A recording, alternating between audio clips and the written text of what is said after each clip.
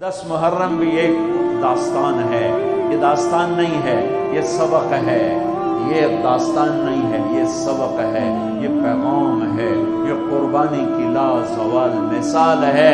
لوگ شہید ہو کے عزت پاتے ہیں، اور میں کہتا ہوں حسین نے شہادت کو عزت عطا کر دی۔ لوگ شہید ہو کر عزت کا تاج سر پہ سجاتے ہیں، لیکن حسین نے شہید ہو کر شہادت کے سر پہ عزت کا تاج سجا دیا۔ لوگ قربان ہو کر بڑے بنتے ہیں، اور حسین نے قربان ہو کر قربانی کو بڑا بنا دیا۔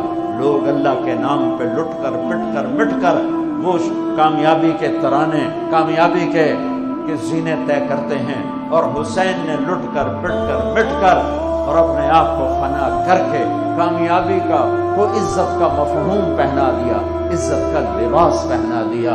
اس لیے تو میں اپنی طرف سے لفاظی نہیں کر رہا ہوں، میرے نبی نے کہا جنت کے سردار ہیں حسن اور حسین۔ میرا رب کہے گا جنت سے، اے جنت میں نے تمہیں خوبصورت، ارے وہ جنت پہلے ہی بڑی سونی ہے، اس کو خوبصورت بنانے کے لیے سنو۔ اور بڑے زمانے بعد حدیث یاد آئی، میرے نبی نے میرے اللہ فرمائیں گے اے جنت میں نے تمہیں حسن اور حسین سے خوبصورت بنا دیا۔ شہادت کو حسین نے خوبصورت بنایا، قربانی کو آل رسول نے خوبصورت بنایا، کامیابی کو آل رسول نے مفہوم پہنایا، اللہ کے نام پر مر مٹنے کے لازوال معنی سمجھائے، اللہ کو پا لینے کے لیے کیا کہاں تک جایا جا سکتا ہے کر کے دکھایا، اللہ کو پا کر سب کچھ کھو کر کیا کیا جا سکتا ہے، کربلا وہ پیغام ہے۔ یہ صرف 10 دن کے لیے رونے دھونے کا پیغام، بے شک حسین کے لیے رونا بھی سنت۔ ہر شے کو بدعت نہ بناؤ۔ ام سلمہ سے آپ نے فرمایا، ام سلمہ آج ایک فرشتہ ملنے آ رہا ہے، بہت خاص، کسی کو کسی کو اندر نہیں آنے دینا۔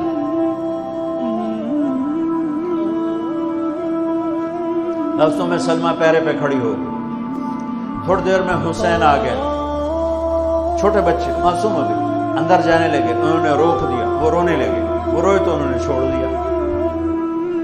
تھوڑی دیر کے بعد اندر سے میرے نبی کے زور زور سے رونے کی آواز آئی، زور زور سے رونے کی آواز آئی۔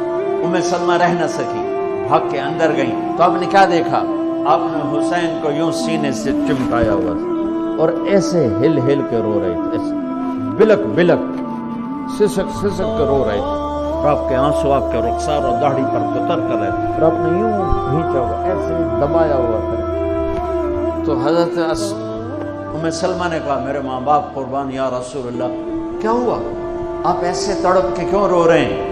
تو آپ نے روتی آواز میں کہا، بہتے آنسوؤں کے ساتھ، کپ کپاتے بدن کے ساتھ، کہ ام سلمہ یہ فرشتہ جو مجھے ملنے آیا تھا، یہ میرے بچے کو دیکھ کر کہہ رہا ہے کہ آپ کی امت اس بچے کو قتل کر دے گی، اور جہاں اس کا خون گرے گا وہ مٹی مجھے دکھائی ہے اس نے، کہ میں اس لیے اس پہ رو رہا ہوں۔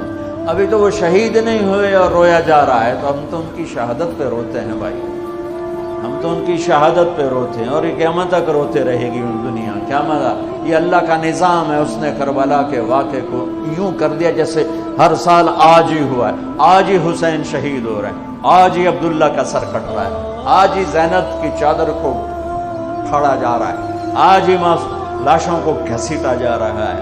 تو میں حیران ہوتا ہوں، ٹیپو سلطان سرنگا پٹم میں شہید ہوئے، دشمن کون انگریز کون کافر، تو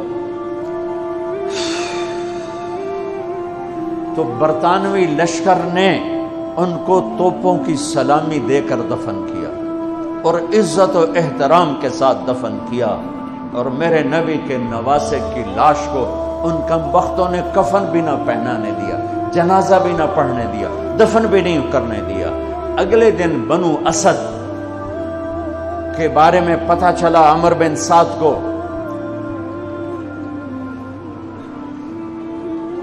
تو راتوں کہ وہ ان کو دفنانے والے ہیں، تو راتوں رات ان کو بغیر جنازوں کے مٹی میں دبا دیا اور اوپر پانی چھوڑ دیا کہ کوئی पता ही ना चले हुसैन की लाश।